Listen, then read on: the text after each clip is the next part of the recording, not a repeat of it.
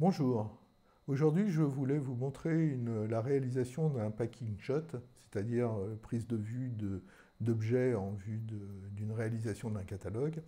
Donc, ce sont des bracelets Fantasy que je prends en photo pour donc faire un site alimenter les photos d'un site de vente en ligne. Donc, nous voulions pour réaliser ces photos faire des vues en plongée et pas faire des vues verticales pour éviter l'effet d'écrasement. Nous voulions que le fond de la photo soit blanc pour que ça soit harmonisé avec le fond de la plage qui elle-même sera blanche. Nous voulions aussi avoir une ombre portée, légère, à la fois pour éviter le côté flottant du bracelet, c'est-à-dire le côté en sustentation, et aussi pour mettre un petit peu plus de volume et d'originalité. Donc j'ai tenté au début de faire ça avec un appareil plein format, un Nikon D810. Donc vu l'angle de prise de vue, j'avais une netteté que j'obtenais sur le début du bracelet et puis le reste partait petit à petit en flou. Donc la seule solution pour remédier à ça, c'était de faire un focus stacking. Je vous mets ici le lien pour la vidéo que j'ai réalisée sur les techniques de focus stacking. Mais pour réaliser, donc pour avoir une plage de netteté qui couvre l'ensemble du bracelet, il me fallait faire 80 photos. Donc c'était pas envisageable pour faire un catalogue de plusieurs centaines de photos, ce qui aurait fait des milliers de prises de vue. Je vous montrerai quand même plus tard le rendu pour voir, en fin de compte, vous verrez la qualité, surtout avec un objectif comme là, un 60 mm de macro, qui est un objectif, un 60 mm macro, qui donc a une très très bonne définition. Donc pour remédier à ce problème, il restait donc la chambre, le grand format, par l'objectif. Donc ici c'est un super angulon à 121 mm. J'ai aussi réalisé une vidéo sur ce grand angle qui, associé avec un dos numérique, redevient un angle, un petit téléobjectif à peu près à 100 mm, puisque le dos numérique, ça fait un 36-48, donc le double d'un 24-36. Voilà, donc ça, j'ai fait aussi une vidéo sur l'utilisation d'une chambre cinéma avec dos numérique, donc je ne vais pas revenir là-dessus. Ce que je peux dire, donc, c'est que l'ouverture, là, j'avais choisi une ouverture à 24, ce qui n'est pas possible sur du plein format. Et ce qui est vraiment l'ouverture optimum pour ce genre d'objectif. Et donc j'ai procédé à une bascule et donc aussi à un décentrement. Là on ne le voit pas très bien parce qu'il fallait que je vous montre un petit peu tout l'ensemble et ça prend quand même beaucoup de place cette chambre. Donc vous avez un axe qui est comme ça. Ici vous avez l'axe, donc voilà comme ça, l'axe du capteur qui est vertical, c'est-à-dire parallèle au sol. Et donc j'ai joué sur l'axe de l'objectif pour arriver à faire en résultante, comme je vous montre sur le schéma ici, pour en résultante avoir une plage de netteté qui épouse un peu cette forme horizontale et donc d'avoir une netteté du début jusqu'à la fin du bracelet.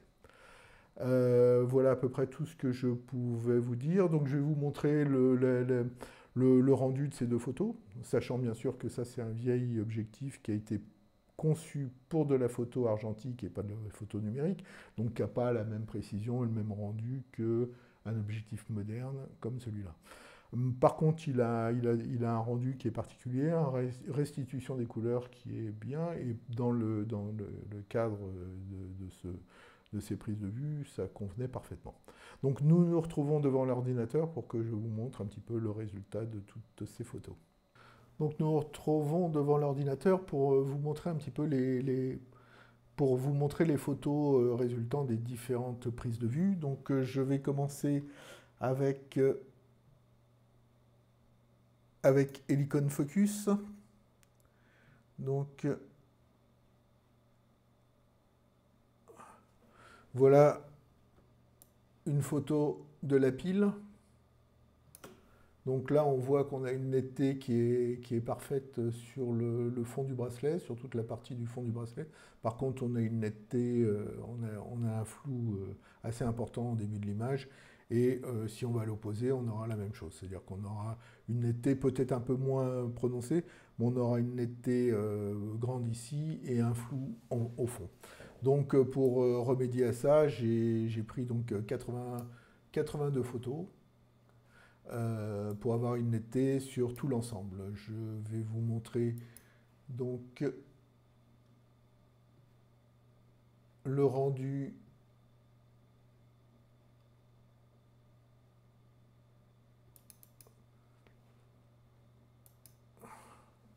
Voici donc le rendu sur Capture One de ce bracelet, donc fait en focus stacking. Donc vous pouvez voir qu'il y a une netteté qui est parfaite du début jusqu'à la fin. Vous avez des agrandissements, pourtant c'est un fichier compressé. Vous avez même en agrandissant, vous voyez vraiment la netteté. Mais bon, ça demande 80 photos. Donc je vous la mets en petit. Donc ça, c'est la photo en focus stacking. Et je vous montre la photo qui est faite à la chambre. Donc là, vous apercevez qu'au fond, vous avez quand même un petit peu vous avez une zone qui est légèrement floue. Vous n'avez pas la même netteté, même aussi. Vous avez la meilleure netteté en fin de compte sur cette partie-là, un petit peu moins sur le début et nettement moins sur le fond. Mais bon, ça reste quand même tout à fait exploitable. Et donc, quand on remet sur cette taille-là, vous voyez donc les différences au niveau de la structure, du détail, vous en avez quand même beaucoup plus avec cet objectif qu'avec l'objectif grand format, ce qui est normal puisque ce n'est pas du tout les mêmes générations. Donc, une fois qu'on s'arrête, qu'on valide ce genre de prise de vue, puisque là, en fin de compte, ce qui est un petit peu long, comme je vous l'ai montré tout à l'heure, c'est les réglages de la chambre.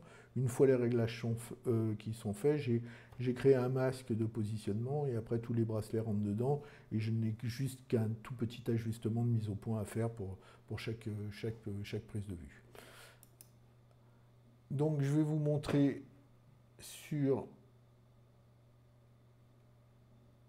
Capture One. Donc là, j'avais refait toute une série d'une dizaine de photos à peu près de bracelets. Donc vous avez deux fichiers. Vous avez le fichier MOS, c'est-à-dire le fichier sortie de boîtier, et vous avez le fichier PSD, c'est une fois que j'ai fait tous les réglages, quand je les exporte donc sur Photoshop. Là, on va s'intéresser donc à ce bracelet-là. Non, pardon, à ce bracelet-là. Donc là, vous avez le masque de netteté, ça vous permet de voir en fin de compte qu'il y a une netteté qui est bien répartie sur tout l'ensemble du bracelet. D'ailleurs, même aussi en devant, puisque j'ai fait la mise au point comme ça, devant le bracelet et derrière le bracelet. Donc vous avez une mise au point. Je vais vous l'enlever comme ça, on verra quand même un peu mieux.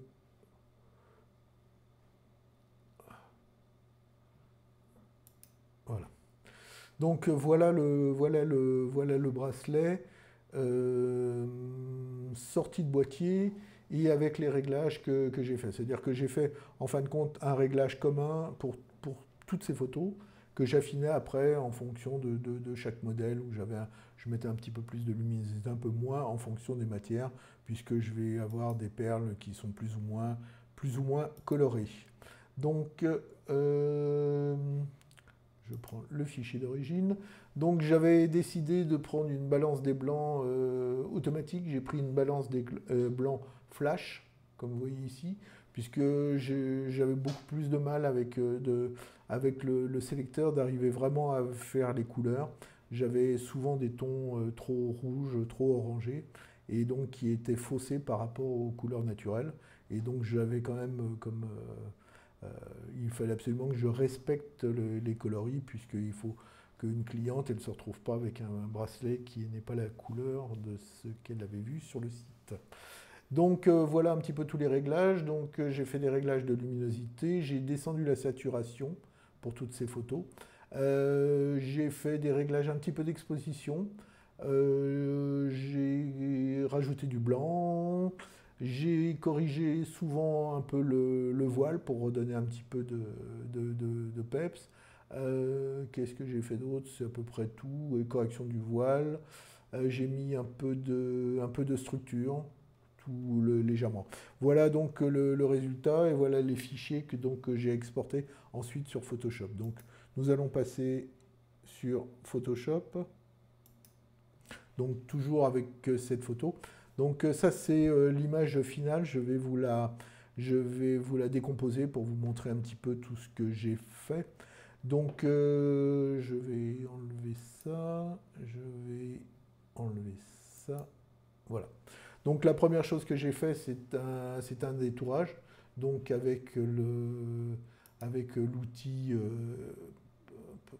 voilà, avec l'outil sélectionner un sujet.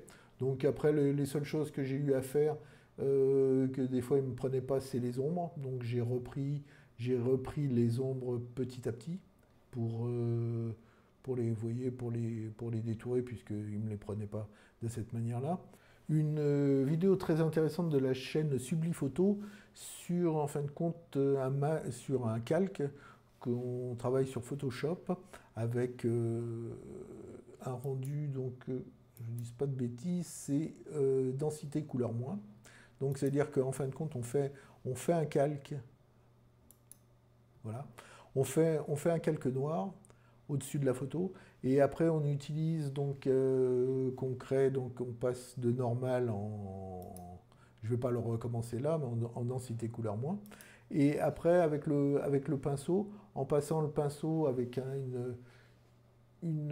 en pinceau le pinceau avec un flux très très faible, là ici 2%, avec une opacité normale, mais avec un flux très très faible, ça permet en fin de compte de jouer sur les contours et donc de le rendre beaucoup moins net, beaucoup moins, puisque quand on fait un détourage, on se retrouve avec des contours qui sont très très très très nets.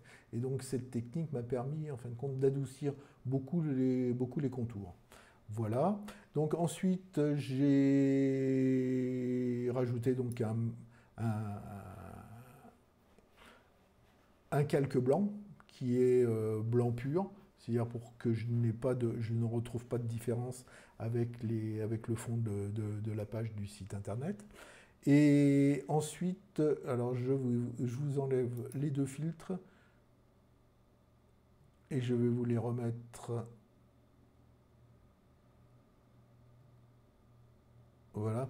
Donc là, le premier filtre que j'ai utilisé, c'est le filtre Color. Dans ColorFX Pro, j'ai utilisé un filtre d'extracteur de détails. Donc je le remets pour vous montrer la différence. Donc elle est très subtile, hein, mais ça ressort un petit peu de détails dans tout ça. Donc je ne le fais pas trop fort parce qu'après c'est pas très joli. Donc là j'ai l'avantage, c'est que en fin de compte j'ai pas de fond. Ce que j'ai fait, c'est que sur ce filtre, ça permet d'exclure des zones. Donc j'ai exclu toutes les zones d'ombre, puisque autrement ça avait tendance, en me mettant des détails, à me reforcir les zones d'ombre, ce que je ne voulais pas, puisque j'avais fait un peu le contraire. Et ensuite, j'ai utilisé Viveza, donc avec les U-Point. Là, je les enlève pour vous montrer la différence. Voilà. Donc ça, c'était la photo telle qu'elle était. Et donc avec les U-Point, j'ai retravaillé chaque perle en lui rajoutant un peu de luminosité, un petit peu de contraste et un petit peu de structure. Donc en fin de compte, j'ai pris une perle témoin et après j'ai dupliqué ce réglage sur toutes les perles qui étaient pour moi les plus importantes. Et donc voilà le résultat que ça donne. Donc c'est pas très, très fort, mais ça donne de l'éclat à l'image. Et voilà. Donc voilà ce que je pouvais vous dire sur le packing shot, utilisé avec une chambre et un dos numérique. Donc bon, c'est sûr qu'il faut avoir une chambre, il faut avoir un dos numérique, ce qui n'est pas toujours le cas de tout le monde. Mais c'est vrai que c'est une possibilité si vous êtes amené à faire beaucoup de packing shot, ou en tout cas de faire pour des sites internet. Si vous voulez éviter de faire du focus stacking et avoir des prises de vue un petit peu originales, un petit peu différentes, ça permet d'ouvrir vraiment le débat. Et moi, comme j'avais tout le matériel, je trouve ça très bien. Alors, certains me poseront la question, donc je vais répondre avant. de cette utilisation avec un réflexe plutôt qu'un dos numérique. Alors vous aurez la possibilité, bien sûr, avec l'objectif de pouvoir avoir une ouverture beaucoup plus petite, donc de pouvoir monter à 22, 24. Vous allez être limité ensuite par les mouvements, puisque le capteur se trouvant dans l'appareil photo, vous avez une distance incompressible entre le capteur et le bord, et donc ça fait un effet de tunnel, et donc là par exemple les mouvements que j'ai réalisés là avec la chambre, vous auriez un vignettage qui rendrait la photo pas réalisable. Donc j'ai fait une vidéo sur ce sujet. C'est l'utilisation d'un réflexe plein format avec une chambre est vraiment très bien pour faire de la macrophotographie, tout en sachant en fin de compte le problème que cela impose, c'est-à-dire qu'on peut utiliser beaucoup moins tous les mouvements de la chambre, ce qui est quand même avant tout l'intérêt des chambres grand format. Voilà, je vous remercie, à très bientôt. J'espère que cette vidéo vous a intéressé. Si c'est le cas, je vous invite à vous abonner, à mettre un petit pouce comme quoi vous avez aimé et à me retrouver pour une suite, que ce soit en plein format, en moyen format ou en grand format, en photo de studio ou en macrophotographie. À très bientôt, au revoir.